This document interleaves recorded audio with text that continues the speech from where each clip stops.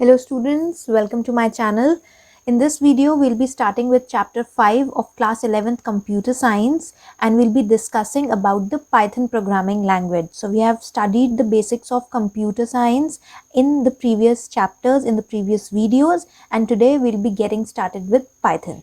So in the first chapter also we have studied that what are the basics of a computer and what is a program. What a program is actually any set of instructions that you give to a computer so as to perform a particular task. So if you want to tell the computer to do particular task or to perform a certain functions, you will need to give certain commands to the computer, and those collection of commands is called a program. Okay, now in whichever language you write the program, that becomes your programming language. Okay, so the language in which you give the commands to the computer to perform a task becomes your programming language or the computer programming language. Okay, now we had also studied in the previous chapters that computers only understand the language of zeros and ones. That means it does not understand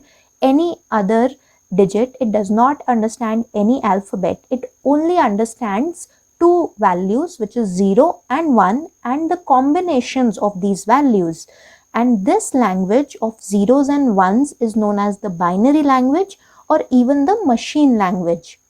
So does that mean that to give any kind of instruction to the computer, we have to write everything in zeros and ones?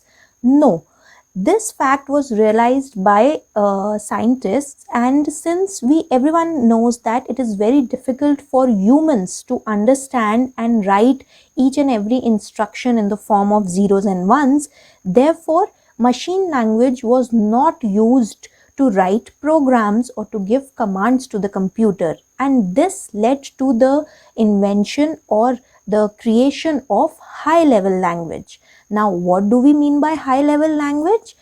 High level with respect to the computer, okay, low level with respect to human beings. So when I say that a programming language is a high level computer language or high level programming language, what do I mean? That this particular high level language can be easily understood by humans, it can be easily written and used by human beings, but it cannot be directly used or understood by computers.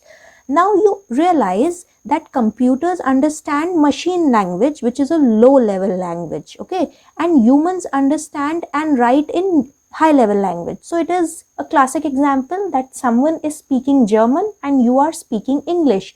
Neither of you can understand each other. So there needs to be a bridge between the two, or a person or a way that one kind of language is translated or is converted to the other type of language so that both the parties can understand each other.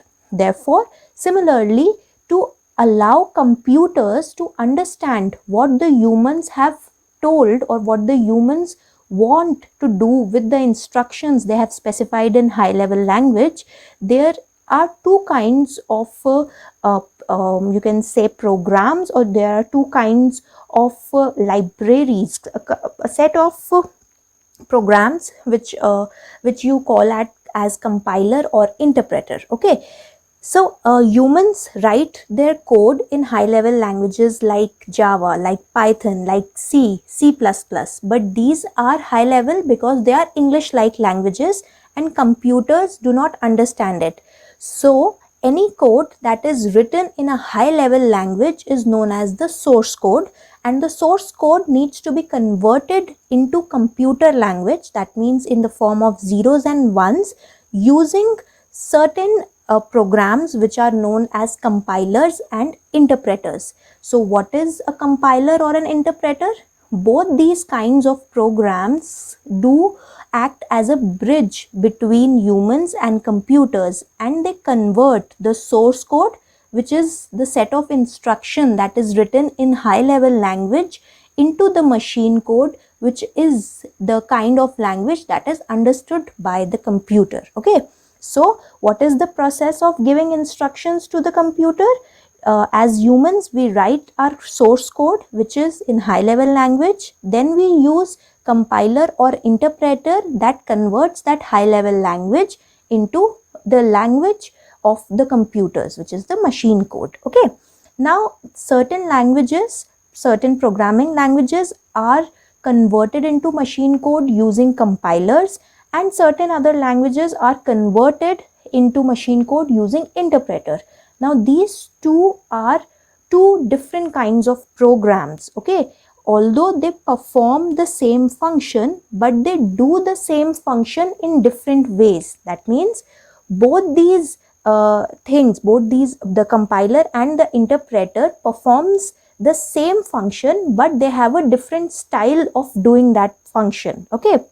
Now, when you use an interpreter, what it does, it takes your high level language code, it scans each line of the code to find out whether that line is correct or it is not correct. If that line of code is correct, it will move to the next line, it will check the next line, and it will proceed as long as it comes across a line that has an error in it.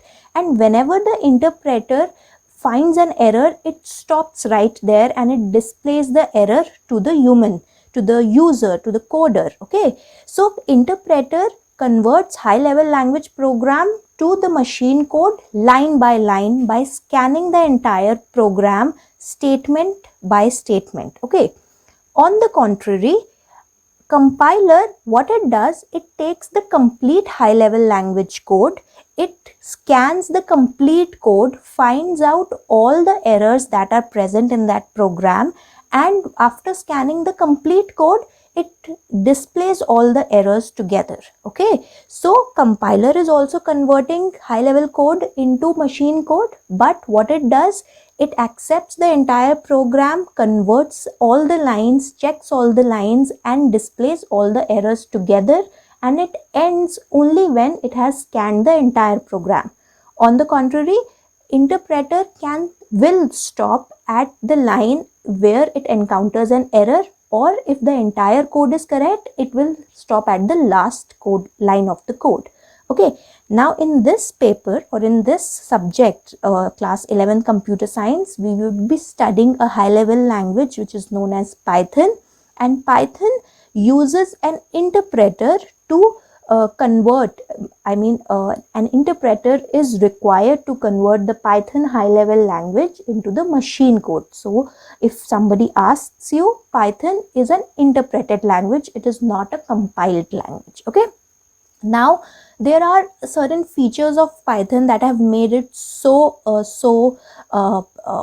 powerful, that have made it so famous and very much used among not only students, industry, as well as research enthusiasts. Okay, so in our days we used to study C++ in our 11th and 12th standard, but now we have shifted to Python, and there are certain features that make it so powerful. So these are certain points that you must remember as a programmer and also for the exam purposes. So what are the important features of Python?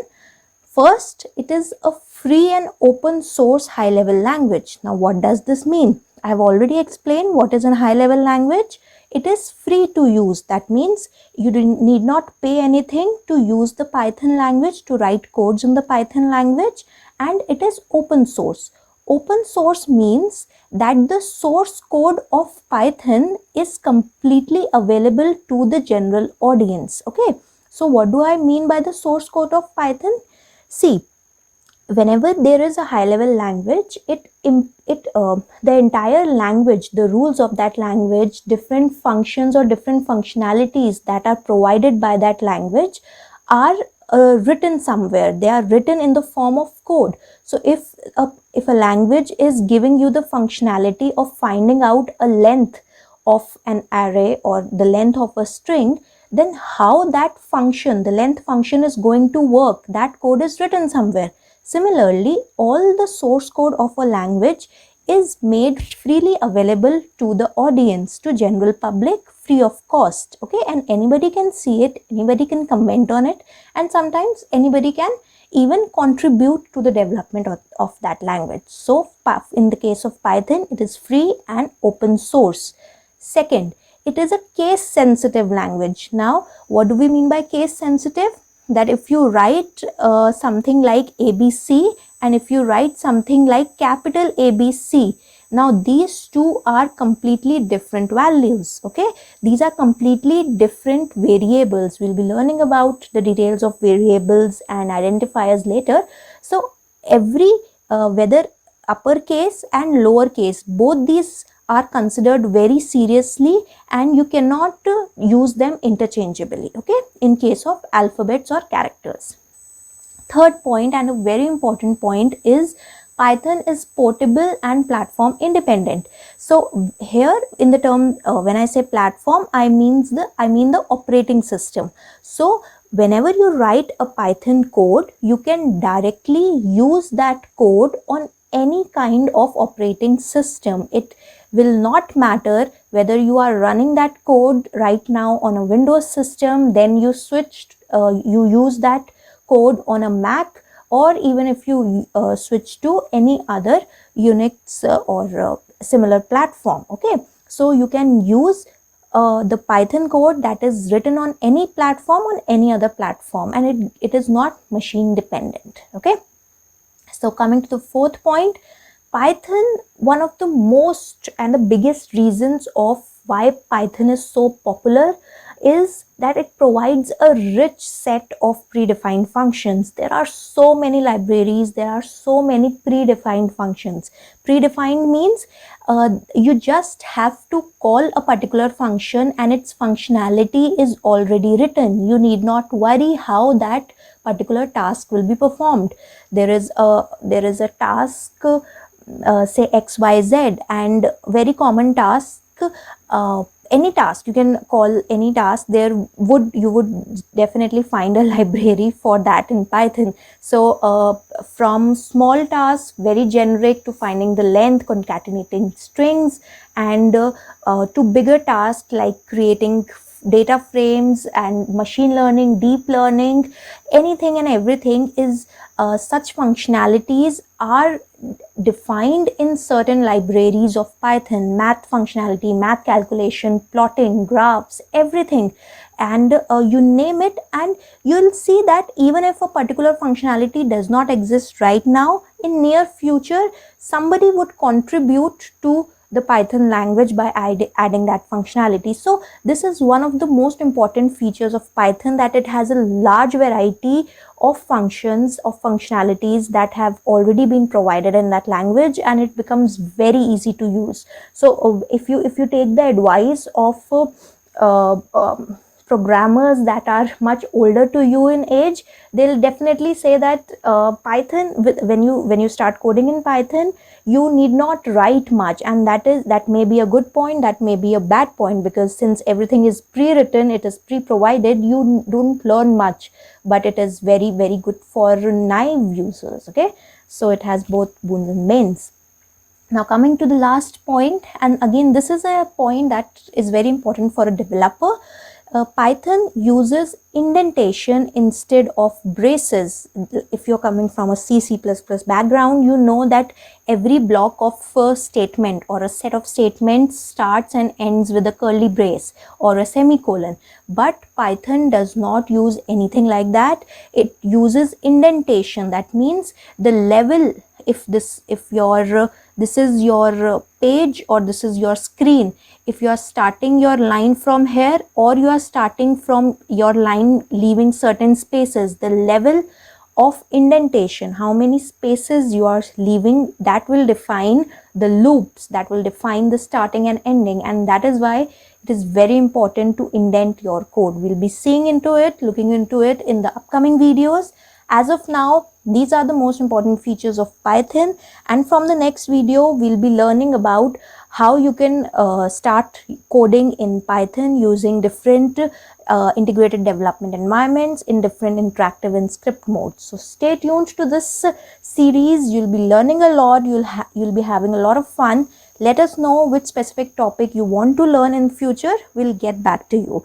Also, you can mention about your doubts if you have any. Like our video, please subscribe to the channel and share it with your friends if you understood the concepts. Thank you. Till we meet in the next video, mind your exam.